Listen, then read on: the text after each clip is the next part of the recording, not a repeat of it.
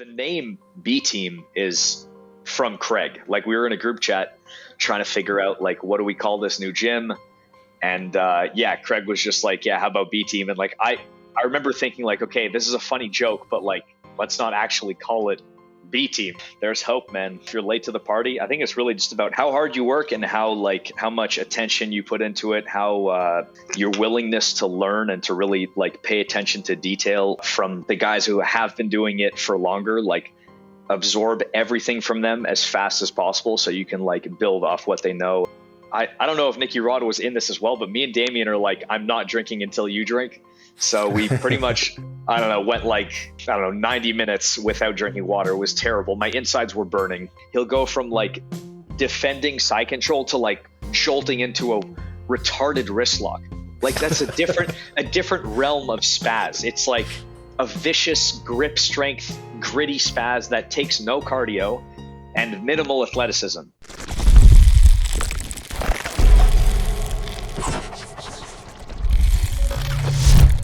Welcome to the podcast, mate. Thanks for joining us. Yeah, thanks for having me. How you been? How's your week been? Amazing. I just got back from Canada, as I was saying to Danny. Was up there teaching some seminars, seeing some family, training at Tristar. So when did I get back? I got back like Thursday, I think, and then straight to it. Trained Friday, trained yesterday, and yeah. Yeah, nice, man. So is that back home for you, right? It's back home. Grew up there, Montreal. So are you visiting family and stuff as well as seminars? Exactly. Yeah, family and some seminars. Yeah, long overdue. Yeah, nice, man. Good. Yeah, I wasn't sure if you'd be down at the Invitational with Nicky. Yeah, he competed on the day that I was traveling from Montreal back to Austin. So I planned this well before ADCC even. So it was hard to juggle. I wish I was out there. It looked like a lot of fun. He killed it. It was a sick event. Yeah, he done well against Pixie because Pixie's a big, awkward guy, isn't he? Yeah, big, good wrestler, and plus, what he did to Mirgali, you'd think, that's a fucking tough guy, and Nicky Rod just straight, Nicky Rodded him. Yeah, strangled him.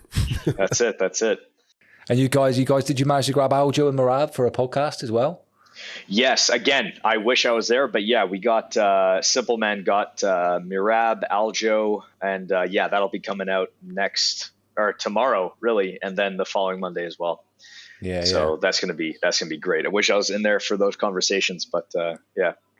Yeah, it's a shame, man. Did the lads say how the conversation went? Yeah, we didn't really get into it too much. Like I got back, trained, and then I'm like unpacking, cleaning, lifted.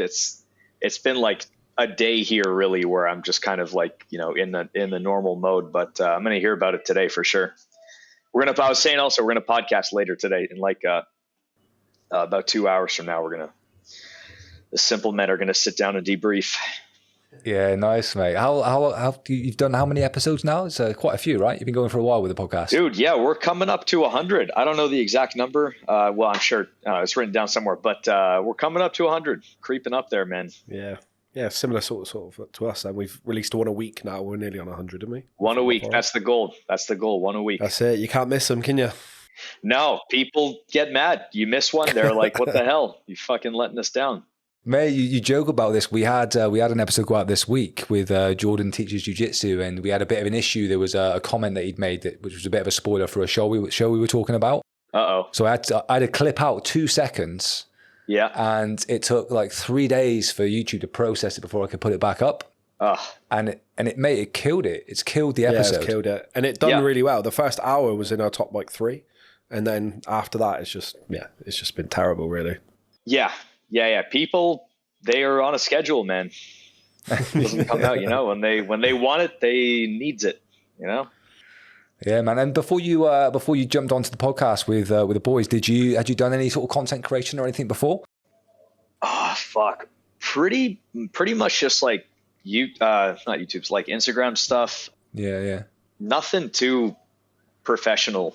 Like there's stuff with B Team before the podcast really came out, but not much, bro. Just like run of the mill jiu-jitsu dude shit, posting techniques and competing, and yeah, nothing crazy though. Yeah, and how you finding life as a podcaster, mate? You enjoying it? It's honestly really fun because it's with Nicky Rod, Damien, and J Rod. Otherwise, I can't imagine doing it with like another group of people. They're like, you know, we've learned a lot more about each other. We've all gotten a lot closer, I think. So it's, yeah, it's cool for sure. Yeah, man. No, it's good. I enjoy watching it, mate. I saw the clip we were talking about this earlier because I wasn't sure what you guys did, but when you did that one chip challenge. Oh my God, that was brutal. Yeah. Yeah, yeah. What was that? Yeah. So, all right. So it's like this neon blue Dorito that's insanely spicy. Like I can't overstate how painfully spicy this thing was. And the challenge was like eat the whole chip and then don't drink water for like however many minutes. I forget. It was 5 minutes, something minutes. And fucking Nicky Rod like crumples up a chip, eats like half a corner, and then like throws the rest away. Me and Damien eat the whole chip, and we're dying. 5 minutes goes by, no one drinks water, and then we get competitive. I think like I don't know if Nicky Rod was in this as well, but me and Damien are like, I'm not drinking until you drink. So we pretty much I don't know, went like, I don't know, 90 minutes without drinking water. It was terrible. My insides were burning. It was the worst. I recommend no one ever does this, but I know people are going to do it. When did you do this? We did this, man, like a full year or something ago. Like it was still mullet days for me. And how was it? I'm pretty sure they banned it now. I think some child like died or something like that, and they banned holy shit. They've banned it. Yeah. Wow. All right. Well. Yeah. About a year ago, they do the spicy noodle challenge as well. That might be a fun one for you to do. So sure. I accidentally done this. Me being a dickhead, I went into like an Asian food market, and they had some like spicy noodles on the side. It was like all red. I was like, yeah, that would be nice. I'll try that. Big mistake. Went home. I was on my own, just doing my just a course I was doing. Casually, like puts it all in. Didn't know how hot it was. Started eating it, and honestly, I thought I was going to die. I was head underwater for about 10 minutes, and then I Googled it, and there was a faux YouTube challenge on eating these Korean noodles. They're that bad. They warn you, man. They warn you, but you know, we'll find a way around those warnings. Damn, a kid died. Holy shit! I gotta tell the guys today. Yeah. Like honestly, go and Google it. They've completely stopped those blue chips.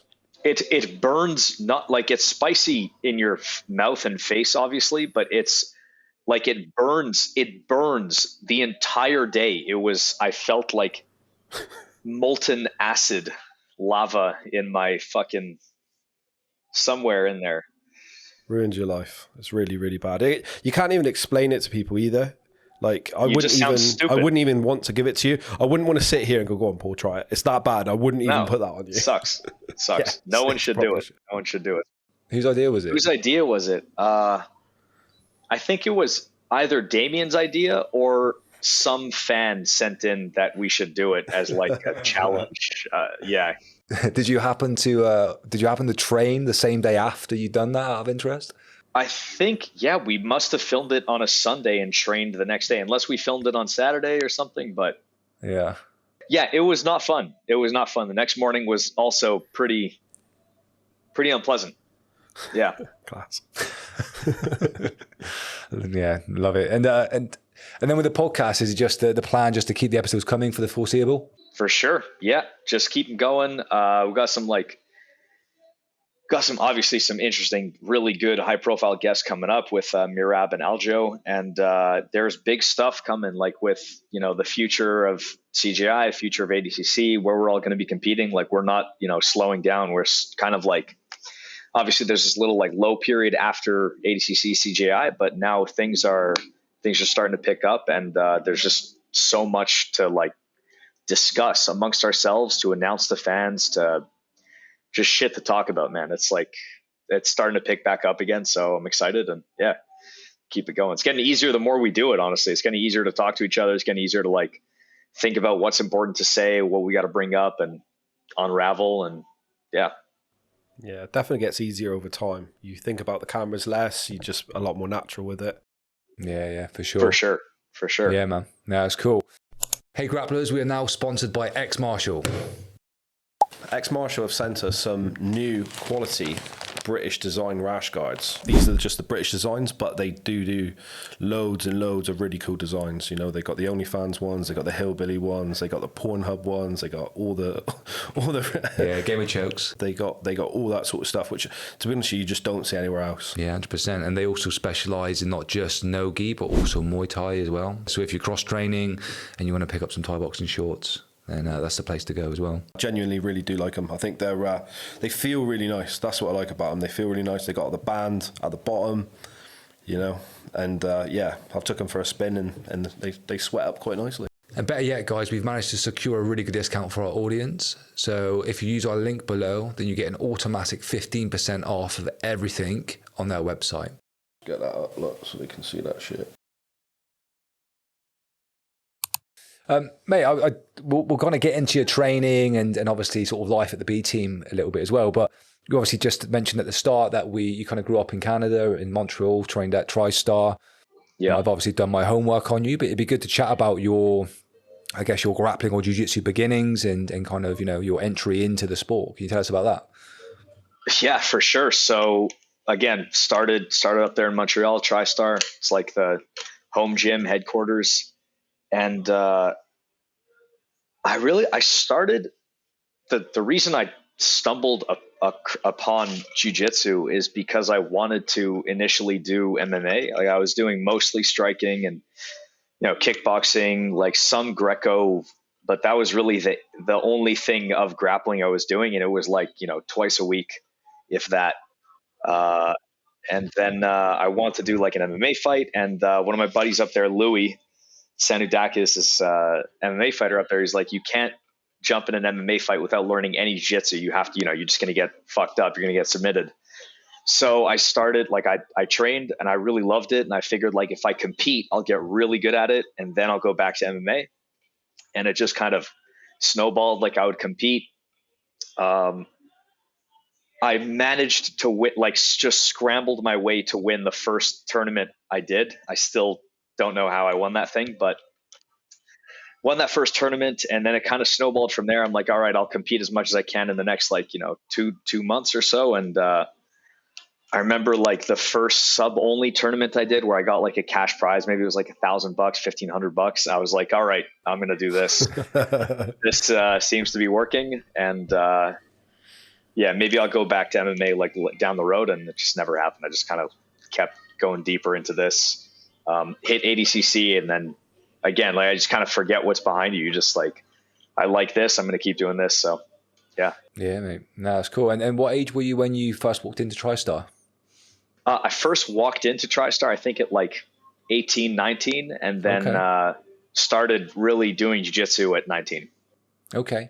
And did you say that you grappled at school or anything? Did you sort of wrestle growing up? What were you doing before sort of that? I was just like smoking weed with my friends. You're being serious? A complete idiot. Yeah.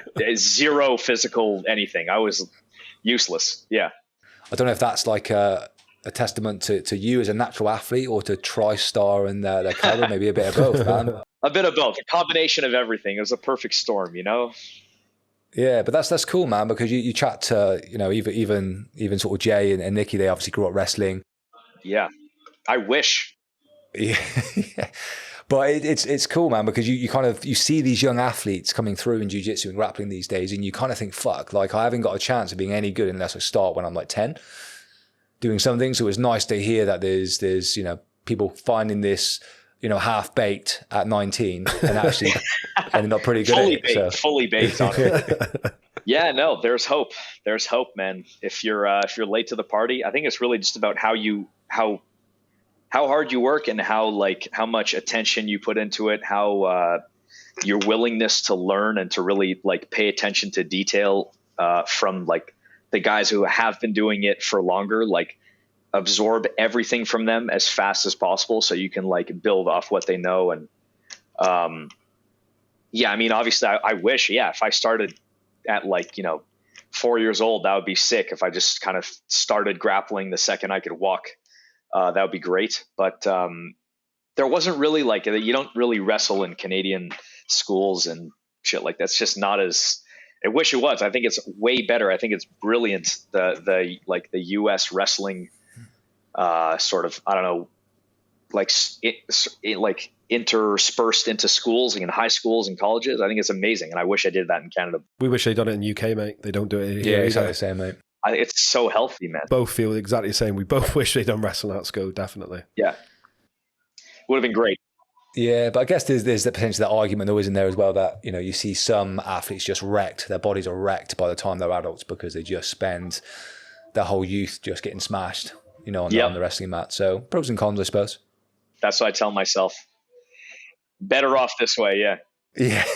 And what was the motivation for a dude getting stoned to suddenly think about getting into a cage fight, mate? Or where did that come from? Man, I just, it was like GSP was out in Montreal, UFC was blowing up, and I didn't like school. I didn't like the whole routine. I've been in school my whole life, you know, obviously like all of us are, I'm sure. And I found like I love, even before Jiu-Jitsu, like I loved training. I loved striking. I loved kickboxing, Muay Thai. And I loved sparring. I loved the whole aspect, like training, getting better, improving yourself based on, you know, how much time you put in, effort and everything. And I just kind of went full force into that. And then I found Jiu-Jitsu and I loved that even more, like the most out of any of the sports that I started doing. And yeah, it just again, like snowballed from there. Like I never really looked back to see if like, oh, should I change this up? Should I like maybe go back to school? Should I go back to this or that? I was just like, I'm doing this forever. Yeah. Yeah, no, fair. And I guess like we just talked about, you know, sort of, I guess it's, you know, it's half obviously you, but half Tristar as well. And having that gym on your doorstep in your hometown was obviously, you know, obviously a stroke of luck as well, I suppose. But yeah, I mean, it's so cool having such a high caliber gym, like you say, GSP. I think Roy McDonald probably back in the day as well would have been fighting. Yep. So had some really cool people to kind of look up to. Did you get the opportunity to train with those guys when you joined, or were they kind of separate and kept away, you know, in the fighters half of the gym? For sure. So as I sort of got into Tristar, that was the height of Tristar, really. It was like, yeah, like you said, like GSP, Rory, and there were a lot of other guys coming up, like Chad Laprise. I don't know if you recognize that name, Chad Laprise, Cajun Johnson. Fuck, there were so many dudes coming up, man. I can't like even list them all. You still got Ayman Zahabi in there now. He's fighting Pedro Munoz pretty soon, which is a pretty big fight. But yeah, it was like the height of Tristar in terms of how many high profile UFC, Bellator, high level MMA fighters there were. And it was a much more like MMA centric gym. Now it's much more really of a jiu-jitsu centric gym. But it was really the height. I trained with all of them. I was like tiny. I was like 130 pounds, but I would train with as many of them as I could. And we all, you know, like I learned from training with them. Like they had this like heavy MMA style, like top positions, priority, that whole thing. And I was just this like squirmy, scrappy leg locker, back taker. And yeah, I've been slowly evolving and adapting to be more of like a top heavy kind of guard passer style. But yeah, no, Tristar was like, again, like you said, also a stroke of luck. Like, obviously I was able, you know, being born in Canada and like a normal family, like to be able to pursue that is super like fortunate. Like a lot of people out there, I don't know, they just have to like, they have no choice. They can't like pursue some sort of fringe activity and hope it works out. Like I put all my eggs in one basket and hope for the best. I worked really hard, obviously, but I definitely was lucky in the sense that I had a good support system and also Tristar around the corner. So yeah. Yeah, man. Yeah, it's cool. And you were there, I think, under Firas till brown belt, I think. Is that right? Yep, till brown belt. I mean, I would like starting really halfway through blue belt. I was going back and forth to Jersey, train with like Renzo's and all those guys. And yeah, I got my brown belt under Firas. And then at that point, I'd pretty much been like 60-40 in favor of going to Renzo's with, you know, DDS, Danaher, Gordon, Gary, and all those guys. And then little before COVID, I pretty much just moved out to Jersey and was there like, you know, 90% of the time. Yeah, okay. And how did that initially happen at Blue Belt? How did you meet those guys and end up training down there? Yeah, that was a really cool turning point, really, in like the like how much I considered what I was doing like to be like professional or not professional. Like I would, I was doing like all these tournaments. Me and Taza would do all these tournaments out in Montreal. There was like a tournament like every second weekend in Montreal. I could like take the bus and metro to go compete. And as that was going on, I was like getting, more and more of a name. And then GSP, or actually Tom Breeze, brought, or was he would have gone. He had been going to Renzo's around that time, and he was training. Like he'd go with GSP, and he'd train with like Gordon and Gary. And Gordon was relatively unknown, and Tom Breeze came back up, and he's like, "Guys, you got to know this dude. He's so good. He's going to be like the future of the sport. I'm going to bring him up here to Tristar to help me prepare for my next fight." So Tom Breeze, I'm pretty sure I'm remembering this correctly. Tom Breeze brought Gordon up. I think Gordon was the first guy of that group to come up. It may have been Gordon or it may have been Eddie. I don't know for sure. I don't remember exactly, but it was either Gordon or Eddie were the first guys. Eddie Cummings were the first guys to come up to Tristar. And I remember training with both of them and being like, holy shit, these guys are like insanely good. They're connecting moves I didn't know could be connected. They're like, they were like, I think the first guys, well, Eddie is obviously the first like real dangerous leg locker I ever trained with. And then I remember Gordon was doing like Kimura triangles on the back, which I'd never seen. And now it's like, a huge part of not just my game, but everyone's game. And so I was like, all right, I'm going to copy what these guys are doing. And then I started going back and forth to Renzo's. And then, that was, I think, like the link right there. Tom Breeze bringing Gordon up, or Firas bringing Eddie up. I forget which happened first, but one of those two. Yeah, because it feels like there's always been a bit of a link between those gyms, right? Yeah, for sure. Yeah, Firas is under John, and GSP would always go with Firas to go train with John, and yeah. Yeah, that's cool, man. And just for us in the UK, because everything's about a stone's throw from where we are, but where is New York in relation to Montreal? Is it relatively super close? It's like a 5-hour drive if you really drive fast. Okay. Yeah. Still a long way. In the UK, I'd never make that drive, but yeah, for the US, that's pretty short. It's different in the UK. Yeah. It's harder to drive anywhere in the UK. It's not like as designed for cars, Yeah. I just think we're lazy, mate, really. Oh, okay. That could be it. I was giving you an excuse. I've been to Toronto and knew that bordered New York State. So I guess it's around that way then, right? Yeah. So Toronto and Quebec is the province. Yeah. And it borders New York. Yeah. Yeah. Cool. Shit. Actually, I don't know if that's true. Some guy's going to be like, Ethan doesn't know geography. I think it does. I don't fucking know. Sorry, go on. Yeah, that's fine. Someone in the comments now is going to go, he's fucking wrong. Oh, dude, I know the drill. I'm so cognizant of what I say is fact or bro science, because some asshole is going to be like, oh, Ethan's an idiot. He doesn't know this and that. Fuck you. I don't care. I'll do a video on you being an idiot. Yeah. I think if someone's commenting on this video about your geography knowledge, though, they're probably watching the wrong podcast in there, let's be honest. Yeah. This simple man is written on my tank top for a reason. Yeah. And then you kind of said you ended up then down at Renzo's most of the time at some point. And then I think you got your black belt I think it was under John, but obviously in partnership with Firas. Is that right?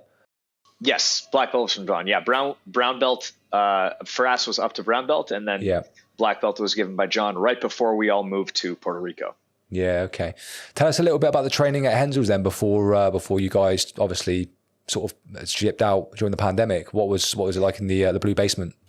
Yeah, so it was like the most weird days for the whole world, sure, but for that room to see it go from so packed wall to wall, super lively, people, one class goes, another one fills up. It was super busy, to completely dead. It would be, obviously the whole city was dead. We would floor it down the Lincoln Tunnel, where it's 24/7 bumper to bumper traffic normally. And we get into the gym and it's just a zombie apocalypse. It was only I don't know if you remember this. Remember that Eddie Bravo Invitational where they did an overtime only tournament? No. No. All right. Well, they did that once, and it was like this good cash prize. I'm like, I'm gonna fucking do that, no question, because it's like I'm good at that. I'm not gonna not do it.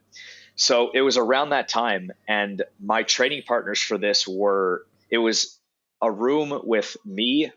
John was coaching, and it was me, Nicky Rod, Gordon, and Craig for like a month straight. So, everyone in there is like 80 pounds heavier than me.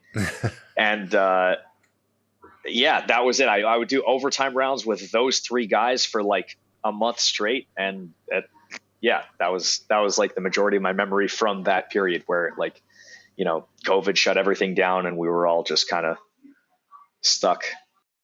Yeah, man. Yeah, it was mental times. How did you find the weight difference for that amount of time? That must have been absolutely minging leading up to a competition like that. It must have felt actually good in the competition.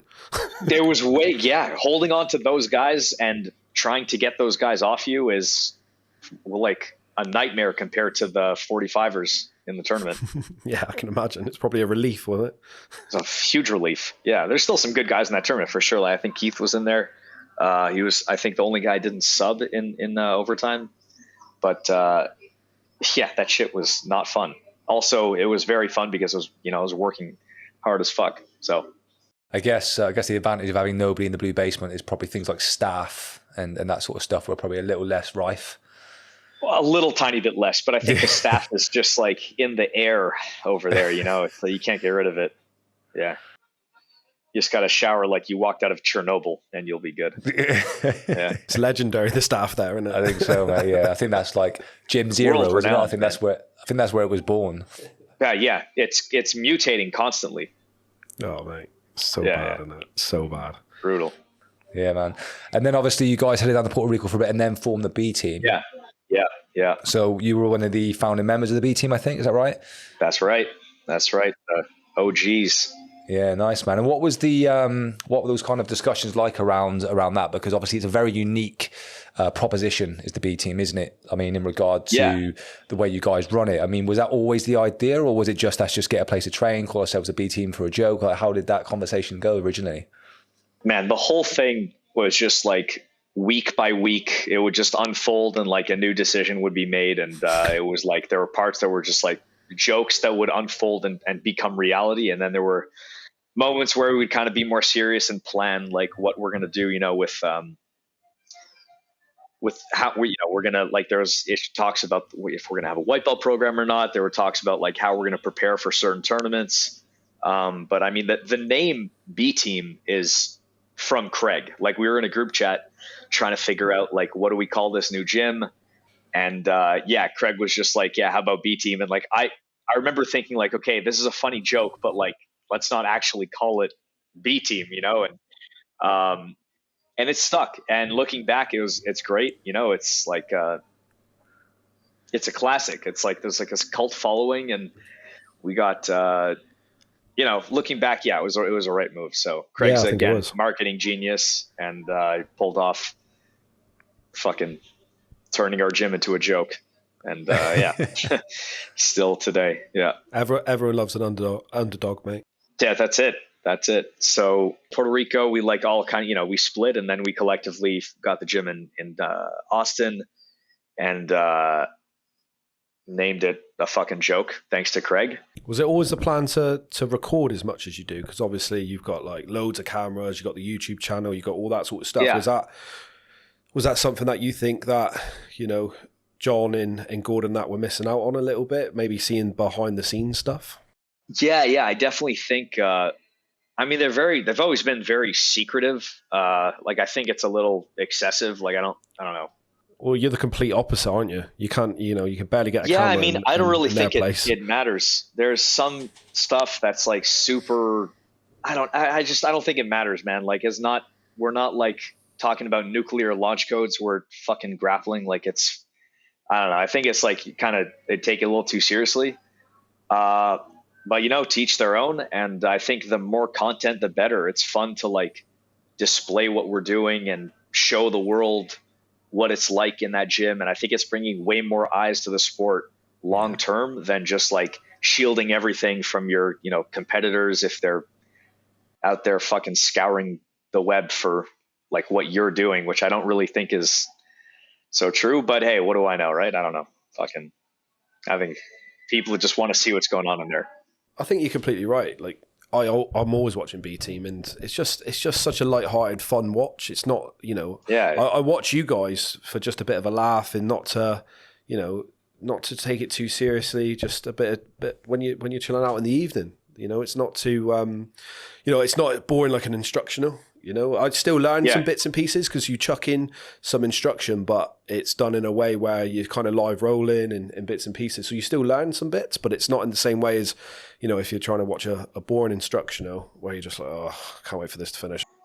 Bro, watching an instructional, I don't know how people do it. I have them out there and I hope they're good, but like for me to watch that is like drilling my brain. I don't know. I have to do the thing. I don't want to fucking watch it. You know, that's just for me though. I don't know. Yeah, I think the first instructional I ever watched was one of John's. It might have been, I think it was his leg lock systems one. You told me this, yeah. Like I think, like 7 hours or something. And I think there was like a couple of hours of just grips. Like just grips. Yeah. Yeah, like a whole like an episode was just on grips and terminology. He's an interesting guy, John, isn't he? Some people, I don't know, some people like that. That's like it's the autism. It's the autism, man. It's it's it. The tism. I try if I, you know, when I both when I teach and when I record instructionals, I try to just like cut out the shit that doesn't really like make or break the move. Like I'll definitely emphasize something I feel will, like, if you do this wrong, it may seem trivial, but it'll like potentially lead to the move failing, if that makes sense.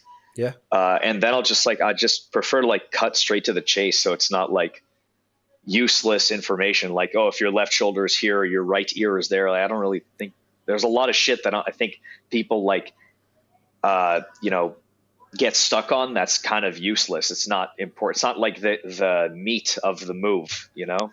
So I don't know. I just try to save everyone time. Yeah, I appreciate that, mate. Yeah. We're all busy, man. I appreciate that for sure. I wanted to ask, obviously, when you guys first opened B Team, you'd obviously had Firas and then John as coaches. So you had arguably two of the best jiu-jitsu coaches on the planet. And then you obviously went to B Team. You were around great athletes. But no clear like head coach when you guys started. How did you find that transition from going from a coach to no coach? Yeah, so right off the beginning of it, it was like a breath of fresh air. It was like room to just like get in, be creative, troubleshoot, and brainstorm with your friends, with people who you're trying to like improve side by side with. So it was really good. And then I felt like we needed to collaborate somehow on how to like get some direction. And then we all sort of started doing it ourselves. Like we would sort of govern our own class, our own training, gear it towards the competitions, the rule sets that we had coming up. And then when ADCC came around, all of us were collectively concentrated on one rule set. So then it had more direction, whether or not we had, you know, Dima or any head coach in there or not. The fact that we're all on the same page, everyone's doing ADCC, everyone's under the same rule set, same time frame, you know, things sort of fall into place a little smoother. And then, you know, 2 years go by, next ADCC is coming around, plus CJI. It's a fucking curveball. And then we felt like it made sense to sort of get someone to navigate and sort of direct us to a better, you know, outcome. Just prepare us better, prepare us more for our specific rule sets, like pair us up with the right training partners, have us focus on the right goals, not just like win this round, but like don't let this happen in this round. Make sure this happens in this round. And I think that was a great period of time with Dima. And I think it was also a great period of time before when it was just us. It's just different. And I think for tournaments where we're all on the same page, I think it makes sense to get one guy to really sharpen that direction. And Dima was that guy. I think he's coming back in March also. So yeah, it'll be good. Yeah, he's down with Owen Jones with us in 3-4 weeks' time. Yeah. Oh, nice. That'll be great. That'll be great. Yeah, so looking forward to that. How did you guys link up with Dima in the end? It was thanks to Joe Chen, I believe. I think he and Dima paired up. I think I'm forgetting exactly the details of this, but I've been told this before. I keep forgetting. I think they linked up somewhere in Scotland or something. Or no. Even before that, Dima met up with Cammy. You know Cammy Donnelly? No. No, Cammy Donnelly? No. The Metatech? All right, well, he's awesome. Cammy Donnelly up in Scotland. He and Dima were the first guys to like connect, who were like, Cammy's affiliated with us. And then it led to, I think that led to his connection with Joe Chen. And then they were working together for his trials run where he did phenomenal. And then Joe Chen recommended we have him come in and coach us for ADCC CJI. And lo and behold, here we are. Yeah. And how did that go, mate? Was it good? Amazing. Yeah, it was the overall, like the effort was higher for sure. And also the attention to not just like techniques, not like what technique we're learning, but like what techniques and what goals we should focus on as the round unfolds. So like if I'm going to go, against a good leg locker, like fucking Pato, obviously, I should like work on specifics, like avoiding leg entanglements. I fucked that up, obviously, could have done better, but that's an example of what we're working. So like, don't just like beat the guy in a way where there's much less of a chance that he can get his game going. So like stop him from engaging your legs, stop him from coming back up, like from wrestling up off his back, stuff like that. And I loved it. I'm looking forward to when he comes back. I think it'll be great. It always made me laugh. He was always on at Nicky about his heart rate. It was cracking me up. Work harder, Nicky. Work harder. Shit, yeah, he was right, I guess. But I'll let Dima tell you guys about that one. Nicky was dealing with like knee injuries and shit. Yeah. But what are you gonna do? Yeah, it is what it is, isn't it? Yeah, because I think John's notoriously strict, isn't he? I think with his program. Was Dima pretty relaxed with obviously not entirely, but was his style of kind of strictness, if you like, different to John's? Very different. Still, like he ran the room, like he was the captaining the ship in terms of like who trains with who. If anything, he was like more strict in some ways. Like John, he would, but not often pair us up. Like it was mostly you kind of just, you look around, you make eye contact, and you have the round with whoever you look at. There were often times where John would pair us up, but not as like Dima would like say like you're going to go 1, 2, and 3 is going to be with X, Y, and Z. Like it would be planned out. And so it was more strict in that sense. It was less strict in the sense, which I really liked, in the drilling period. It wasn't you do the move 2 or 3 times, then he does the move 2 or 3 times. I liked that up to a certain point of my training. And then I felt like it's not, it's not doing it for me anymore for whatever reasons. Dima had a more like creative approach. He would be like, the goal is this, go live at a lower percentage with like the top guy's goal is this, bottom's guy goal is that. And there were different scenarios, and he'll tell you all of that. He'll give you a much better rendition of what those games or goals were. And yeah, I felt I improved a lot, and I'm looking forward to doing that again. Like it's I think more valuable at a certain point. Like obviously if you're a white belt, blue belt, whatever, you're just starting, you got to learn some moves. You got to like drill something, figure it out, and get it into your nervous system, get it into your brain, and apply it.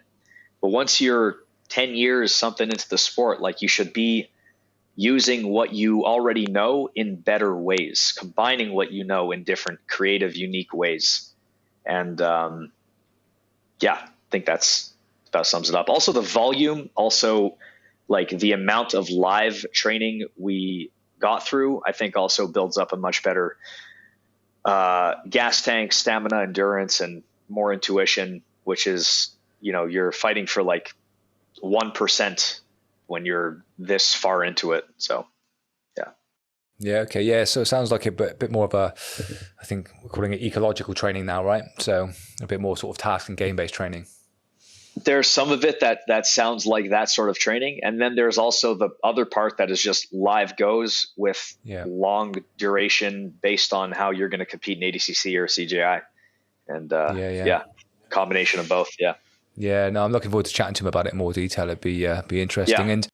And your training at the moment, mate, is that, have you kind of sort of had a continuation of that? Like, what does your typical week of training look like in regard to types of training and frequency these days, and intensity? Yeah, these days. So it really, like, I try to pace my training according to when I'm competing, and also like how my traveling is looking recently. So like I recently put behind me a couple stints of traveling. I was in where was I? I was in Vancouver, I was in Hawaii, and then Montreal.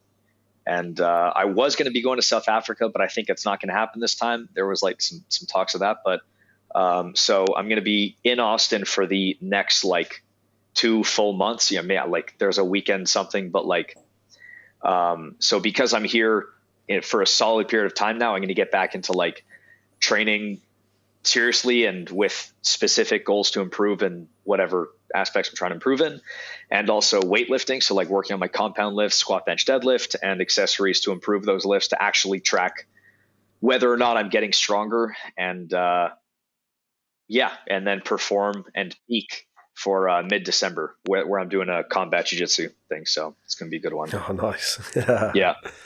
I love those. Yeah, cool, man. And then like your kind of balance of training. So like how many weight sessions are you doing each week at the moment? Or would you be like when you're kind of stationary at Austin? Yeah. So when I'm in full like routine, I'll do jiu-jitsu at 12 and then weightlifting at about 5, pretty much every day. Saturdays, obviously we train at 10 and then like weightlifting a little earlier. And then Sunday is kind of whatever I feel like. If I feel good enough to train, I'll go train. If I feel good enough to lift, I'll go lift. But if I feel like I need to rest, I'll rest. I'll just kind of go how I feel, do what I can do. And there's no, like, I think if you want to rest Sunday, then go for it. But if you feel like sometimes I feel like I could do something Sunday, I'll do it. So you're only training jiu-jitsu once a day? Yeah, it's like one long session. With Dima, it's going to be like a longer session, a harder session. But right now, these days, it's like, it's one session and it's ramping up. Like the intensity is starting to pick up. I got back like, 2 days ago. So, yeah. Nice. Yeah, it's interesting because a lot of like top grapplers are like, I train 10 o'clock, 2 o'clock, 7 o'clock in the evening and stuff like that. So it's quite actually nice to hear you can get good by just. No, I think you can like continue learning, but I think to speed things up, you should do like as many sessions as you can. Like when I was like all through up to brown belt, really, I was training like 2 to 3 times a day and like rarely take a Sunday off. Like it was like all about just flooding your brain and your body with the knowledge of grappling, like as much mat time as possible. I'm 30 years old, so I'm not going to be doing that these days. I'm going to be focusing on other shit. But I do think you should do that, especially if you're just starting, especially if you're young. You have no excuse. You should fucking be on the mats as much as possible. Yeah. Yeah, very true. And do you do much recovery work, mate? Do you do anything weird and wonderful to keep your body intact? Not too weird. I went through like a phase for like a solid year period where I would like religiously sauna and cold plunge. Like every day I was like, I have to do this every single day. And I'm kind of over it. I think it's like not as like built up as it's meant to be. Like there's this like wave of people who like are following Andrew Huberman like it's gospel. And I think it's blown out of proportion a little bit. I admit I fell into that really hard. And I think Andrew Huberman is a genius and what he's doing is amazing. I just think like they'll like see that sauna and cold plunge are good for this and they'll just put way too much emphasis on it. Like it's better, in my opinion, if I'm like, an example would be like, I don't know, earlier in the week, I'm weightlifting at about like 5 and I'll get done at like 6 and then I have to shower. It's like, I'll get out of there by 6:30 So now it's 6:30 p.m. Am I going to go spend an hour and a half sauna cold plunging, or am I going to instead go straight home, prepare myself a good, well thought out planned dinner, and then get to sleep before 10 p.m.? That's, in my opinion, going to do way more for you than sauna cold back and forth, like 2 rounds or whatever the fuck I was doing. If you have time, if it's in your house, then by all means do it. And if you don't, I don't know, if you have time, then fucking do it. But I just think it's not as built up as everyone's kind of making it out to be. Did you feel when you was doing that though, you recovered better, or do you feel exactly the same? It felt great. It felt like I would go in feeling like kind of sore and mentally fatigued, and then you walk out feeling great. But like, it's because you're like flooding your body with endorphins and adrenaline every time you jump in cold water, and you're opening up your capillaries when you're in the sauna. Is very good for you for sure. But an extra like 2 hours of healthy restorative sleep is way better for you. That's like much better in terms of recovery. Also, prepare, like having more time to cook a meal that you like put more conscious effort into is also gonna do way more for you than recovery. Get yourself a fucking protein shake. This stuff is like tried and true. It's like people kind of look for, and I'm among those people. I look for like the shortcut and the extra thing that no one's really looking at. And it's like, the proof is already there. It's already been studied. It's already been researched and discovered. And so, yeah, if you have the time, do it. But I don't think you should like be staying up later so you can sauna cold plunges. Get more sleep and eat better. I think you're going to be better off. Yeah, mate, I think that's probably good advice, mate. But like you say, if you can do it, then great. But yeah, I like my sleep, mate, so I'll go for that option every day. And I don't like the bloody cold either. So yeah, nice warm bed any day of the week. I'm pretty sure, I could be wrong about this, could be just like fucking misinformation, but I'm pretty sure these studies that came out a while ago, a lot of them were on untrained people. So like, and whoever's listening to this, by all means, fact check me before you take my advice on anything, really. But I'm pretty sure, again, a lot of the studies were like they would see if sauna and cold plunged helped whatever they were looking, like either recovery or strength or endurance or something, and they tested it on untrained individuals. Again, fact check me. I don't fucking know for sure. So do your homework. But like, we're all trained. We all we're pretty much at the, we're trained. We do jiu-jitsu hard. We do our weight sessions, our cardio, whatever the fuck. So like, that's going to do much more for you than a sauna cold in terms of performance. In terms of recovery, I don't know. But anyway, again, fact check me, but yeah. They will, mate. It's fine. I know they will. I'm just making sure so they don't have any excuse, yeah. And then with talking about obviously B team and training, so you talked us through obviously a little bit of your frequency and your schedule there, mate. In regard to training partners, so we asked J Rod the same question, but who are your kind of like favorite and least favorite people to train with at B team?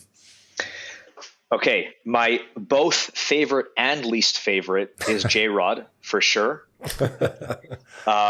Again, both favorite and least favorite is this guy Nick Matea. I don't know if you guys have heard of him. Jay mentioned him too, actually. Bro, insanely good, and learns so fast. It's crazy, like AI. It's insane. Been training a lot with Damien lately. We obviously we've been training together for years and years, but we've really trained a lot in the past, like before I went to Montreal in the past couple of weeks, because he's got an MMA fight coming up with jiu-jitsu, a guy who's good at jiu-jitsu. So we've been training a lot more. It's been great. And beyond that, man, the other guys at B team when Joe Chen, when Owen Jones, when they're in town, love training with them. Kenta, obviously, Peo up at Tristar. JB's really good, like knowledge of wrestling is great to train with. Roman Corona, like, cause so many guys, man, I'm forgetting guys, but Vince when he was there, but he's like way too big. Nicky Rod, no, not fun, but like, he's super chill. If like he's going to go with a lighter guy, like he's not going to, if he's going with a guy his size, he's going to fuck him up as much as he, will. But a lighter guy, he'll be much more technical. He's not going to injure you or do crazy shit. Yeah, I don't know. Who's the worst then? The worst, J-Rod also. Why is he the worst? Yeah, well, he's the worst because he doesn't fatigue at all. He's just as explosive on like the last 30 seconds as he is in the first 30 seconds. He goes for bullshit all the time, so you always have to be ready to defend and respect a random stupid submission, which I think he picked this up from Craig. I would say Craig is my least favorite, but he hasn't been here in like fucking 10 years. So as soon as he comes back, he's my least favorite person to train with. Well, Jay chose Craig as well. You actually called him a Spaz. For sure. He is 100%. He goes from 0 tension to like 250% tension in the blink of an eye, which is insane. Like I don't know how he musters this level of explosiveness while he's on benders all over the world in Colombia and Bali and shit. But he's a different breed. He is. Yeah, I think we established that he's essentially a chimpanzee who knows leg locks, and that's a dangerous combination. Yeah, that sounds about right. I think he's accused Nicky Rod of being a bit spazzy, but everybody we talk to says it's him. So is he just lacking insight, or is he just? They're different. They're different types of spazzy. Nicky Rod is more like, I'm also the type of spazzy that Nicky Rod is. I'm like, I'll keep moving, I'll keep fighting tooth and nail like a dog on a bone, and like backflip out of random shit, and that it's just like, if it's an athletic spazzy. Craig is the type of spazzy where he'll go from like defending side control to like jolting into a retarded wrist lock. Like that's a different realm of spaz. It's like a vicious grip strength, gritty spaz that takes no cardio and minimal athleticism. I kind of like that though. Me and Nicky Rod are like the peak athletic spazzes, where you can't spaz like we spaz unless you're trained for it. Craig is just like, I don't know, like a dad spaz. Yeah, like with terrible cardio, I would say. Yeah. That's fucking amazing. Incredible. Yeah, maybe. Yeah, that's the best way I could put it, at least. Yeah. And when Jay was talking about Nick Mateo, he was saying that has he competed much, or is he kind of like thinking about coming onto the scene a bit? Because again, like Jay said, he was amazing as you just did, and he may well be an AI robot. Who knows? But yeah, is he going to compete at any point? Yeah, he definitely has like competitive intentions. I just don't know when. He's got a job also. He's like a normal dude. Yeah, you know, he's just like he's got really good wrestling experience, and he learns jiu-jitsu. He's learning it so fast. So it's I'm hoping for when he does like put more, planning and emphasis into competing. I'm hoping it's soon so everyone can see it. But yeah, he's definitely going to be competing to answer your question. I'm pretty sure. Yeah. He must be good, because both you and Jay are like, bro, he's crazy good. He is. Yeah. He's crazy good. What belt is he? Purple belt, I think. Yeah, we gotta give him a brown belt, bro. This is not good. The purple belt is this good, right? Fuck.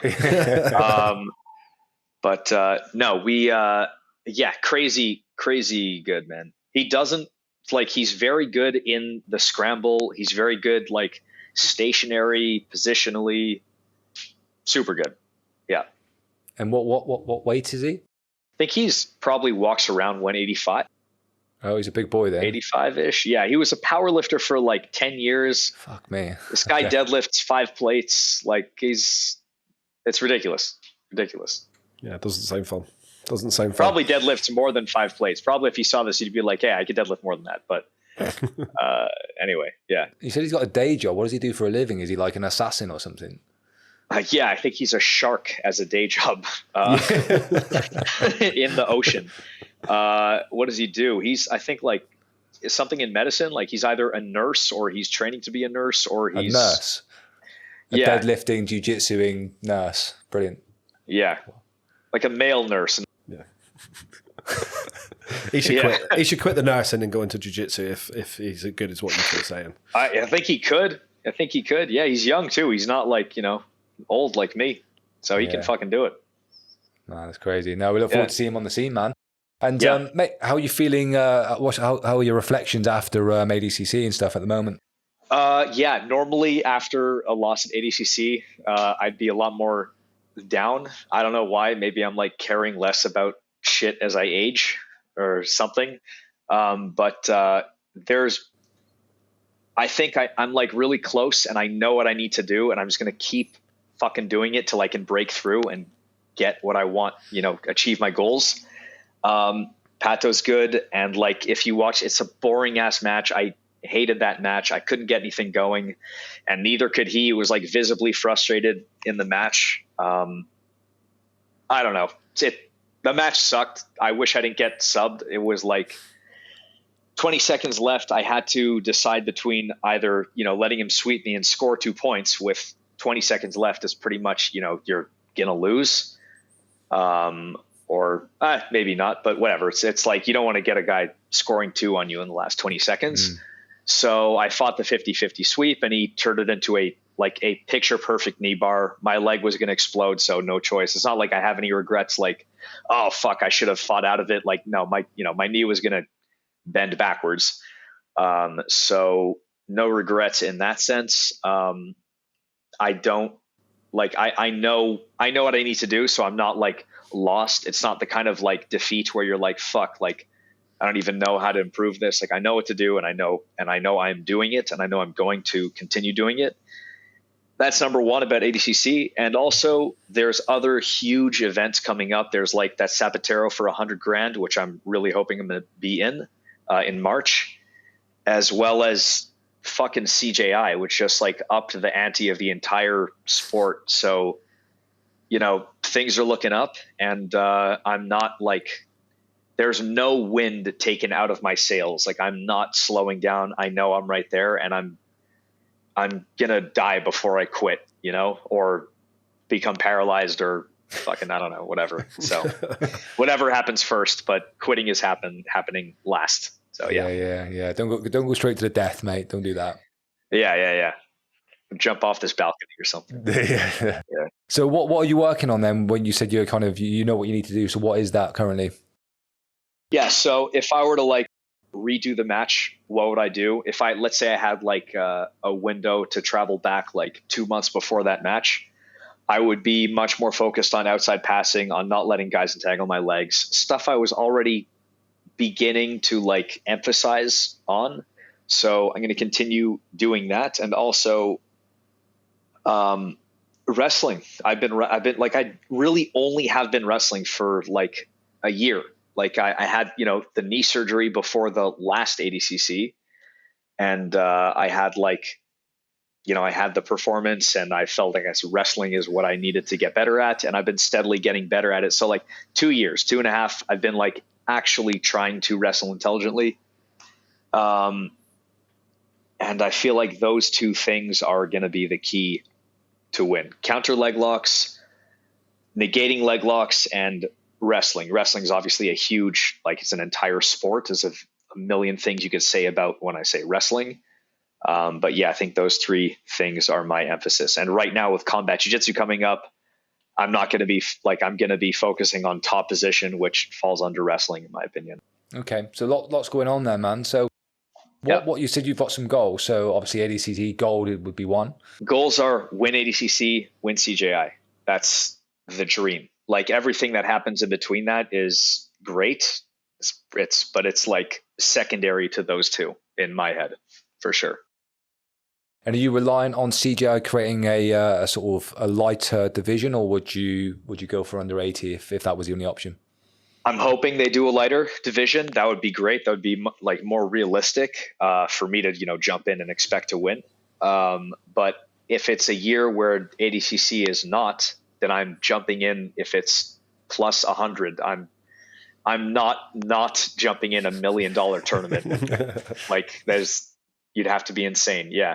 And like, if I would, I would change up my game and my style to realistically have a shot to win. Like, if they're all going to be bigger than me, then I'm going to train and compete differently than if they're all my size.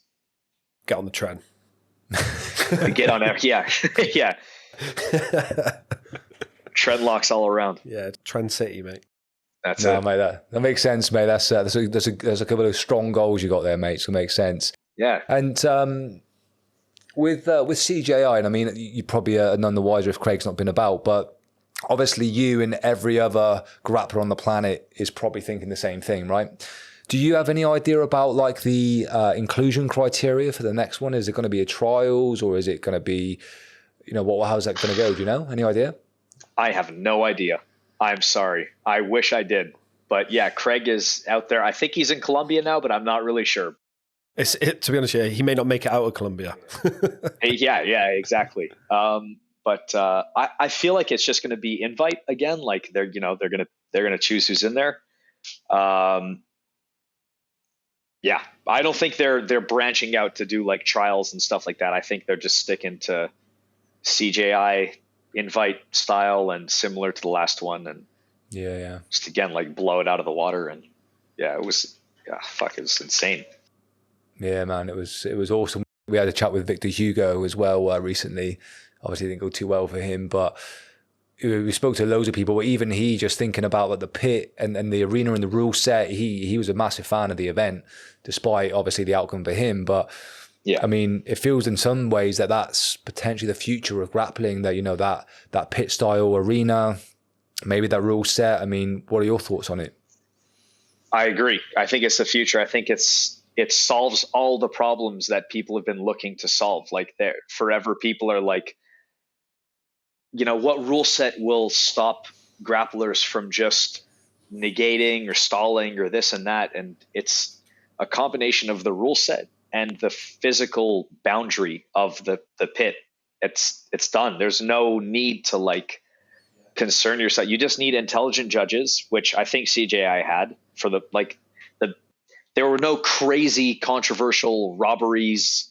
It was just, everyone's more or less in agreement. There were some people, there's always going to be some controversy if it doesn't go to a submission for the most part, but it was fine. You get yourself some good judges, you build a pit, you're good to go. You could have the rounds, or you could also not. You could just have like, if you want to do it slightly different, you could just have like a 10-minute round in the pit. I think that's the way to do it. Yeah, I like the rounds. I did like the rounds. I mean, I did too.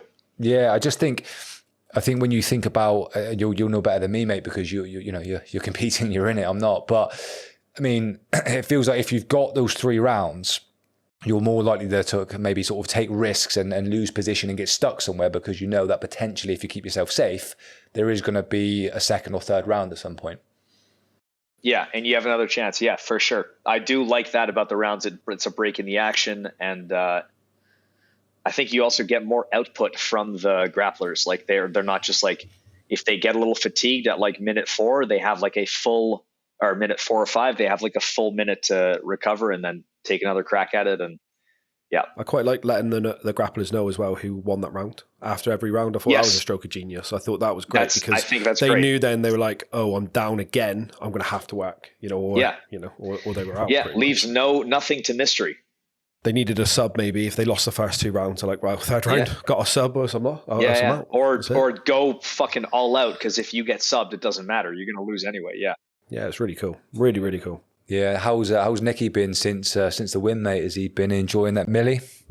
Oh, he's loving it, man. He's loving life. He's still training just as hard as if he didn't win, and it's great. It's motivating, man. That's it. Like, I love seeing that. Him and Jay are really. It's motivating, man, to see them succeed the way they're succeeding. Damien too, to see he's like undefeated right now. To see these guys, their work ethics and how they put together just these, like the way they live their lives, man. It's great, and I'm trying to emulate that in my own grappling career, and it's fucking awesome, man. It's great. That's what really surprised me at Jay. After the podcast, we went away and talked about it, and I said, "There's no wonder Jay is so good. The way he lives his life, he eats clean, doesn't drink alcohol, basically only drinks water, no caffeine, completely dedicated to what he does. It's no wonder he's so good at what he does, and he's got a real good role model in his brother, and." People think it's like, luck or talent or, some magical thing, but sometimes it's not. It's just he's dedicated, he works hard, He's a nice kid, does all the right things, you know, from a young age. It would be insane if he doesn't become a superstar one day. 100%. Like he's already pretty much there, and it's going to be like he's where he's at. He has his profile with 1 silver medal at ADCC. Imagine when he like golds and wins, just goes on like an absolute tear, which is right around the corner. Like I feel like Jay's really right about to like make huge breakthroughs in the sport, and I think this is just the first of many. He's young. I think he's like 21, 22 or something. So young, isn't it? You think how good he is at that age. It's the same with Owen Jones. Though. I know. You think that kid's 19. He's the same, isn't he? These lads that are like... It's ridiculous. Imagine them in like another 5-6 years. They're just going to be... fucking crazy. It's going to be unreal, isn't it? It's going to be absolutely unreal to watch them. Hopefully I stay 30 forever. Mate, I'm already 40, so I'm fucked. I'm fucked, man. Yeah. Mate, can we chat to you about Combat Jiu Jitsu as well? Yeah. We've not spoke to anybody that actually competed in Combat Jiu Jitsu, so I'm quite interested to hear a little bit about it. You fought in there before, right? Yeah, so the first one I did was the 155. I won the belt, and then we did this like team event where it was like me and 4 other guys, me, Damien, and I think 5 other guys, something like that. I don't know. And we didn't win that one. It was like a quintet style thing. And this is the second 155 one. So I'm like the returning champ, got to defend the belt, and that's it. Fuck yeah. That's nice, mate. What's it like? How much does it change that dynamic just by basically slapping them? Changes it a lot, man. It changes it a lot. People, like, you can't play guard the same. You also can't, like, you pass guard differently. You're much more, it's really halfway between MMA and jiu-jitsu. It's like, you see similar goals in the grappler. Like the grappler doesn't want to get held down, doesn't want to play guard. Like the guard is getting up, turtling and getting up. The guard is shooting, like you see in MMA. Like as they're, they get dropped or they get taken down, the next move becomes shooting a single and getting back up to your feet, or taking the guy down, but at the very least getting back up to your feet. So it becomes a little bit like that. There are the exceptions. There are guys like Benetti, I don't know, maybe some other guys I don't know, like guard players who kind of, they're going to like, I'm going to make it work by playing guard and doing his Hindulatine stuff. But you're much more likely to get hit, which I'm not okay with for myself. You're much more likely to get like just your face slapped up. So I'm not, Who someone got knocked out, didn't they? Yeah, Damien KO'd a guy. Yeah, it's Damien, wasn't it? Yeah. From outside. Guy had him in outside Ashy, and he dropped a palm right on the jaw. Brutal. Yeah, man. I've seen a couple of knockouts. It's so bad, isn't it? Imagine that, just getting knocked out by a slap. Yeah. Well, we've all seen power slaps. Brutal. Yeah, it definitely happens. Yeah, man. It's like, they're vicious, man. Palm strikes. Yeah, and does your do you do any kind of work in your slapping technique or anything? Like, how does your training like change in the run up to the event? Training's different. Training's definitely more wrestle heavy, more in the sense the same thing. Like I don't want to be held down, and I want to make sure I'm holding the other person down, and I want to free up my arms to, throw some heavy shots. I don't want to like have to use my hands to hold on to a guy, and then as soon as I reel back for a strike, they explode up to their feet.